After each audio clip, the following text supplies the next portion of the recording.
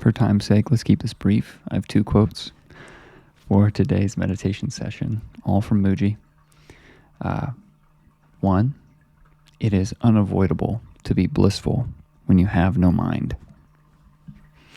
And 2, quote, the ego is an Olympic sufferer. The ego is an Olympic sufferer. I think those are both incredible quotes to set the tone for the meditation today. If you're just joining us, you can look back at video number 1, but this is an accountability group for everyone to build a daily meditation habit. My name's Jake, and welcome. I invite you to meditate with all of us here. So, just a few notes on that. It is unavoidable to be blissful when you have no mind. And the ego is an Olympic sufferer. Really, both of these, pointings from Muji are incredible for the fact that as you meditate, as we sit in the present moment for this just 10 minutes, very simply, we are removing our suffering. We are removing all of the blocks to our true self, which is stillness, which is peace, which is bliss, which is truth. Because when you recognize that all of these thoughts happening, all of these desires that we have, all of the personal identity that we have created, layered and evolved with, and chosen to change or to not change, all of these layers to who we are as people, all of it brings on our suffering, right? So once we drop everything, for just 10 minutes, let's drop our personal identity. Let's drop all of our identification with who we are as people. Just drop it. Let's, detach from the mind, detach from, the feelings and sensations and senses, and just observe them. Let's just observe the sensations and the feelings. Let's observe the thoughts as they come. Let's observe who we are as people, right? Our personality, our ego. Let's observe our desires. Let's observe everything that comes with our perception, right? Let's observe it with a detached stillness. And as you're in the present moment, in this detached stillness, it will be unavoidable that you will find peace. It will be unavoidable that you will understand and embody the stillness that is your true self and being. So let's meditate for 10 minutes.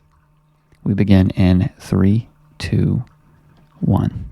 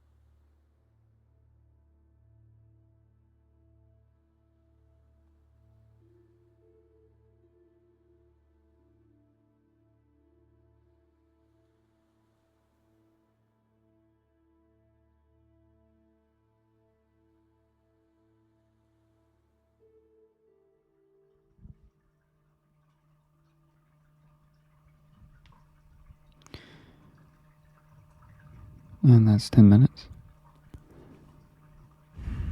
So some insights from your practice. Put them in the comments. I want to hear from everybody about what they're going through. Tips, tricks from anyone who's experienced, for everyone in the community to follow. If you have some experience you'd like to drop in the comments, put it there on how to create this habit, how to stick to showing up to meditation every day. For me, it's habit stacking. It's at the end of my day. I always film these videos because I always sit down at my computer. So, habit stack, put, put a sticky note next to your coffee to meditate, and always meditate with your coffee. Stack that habit. That's an example.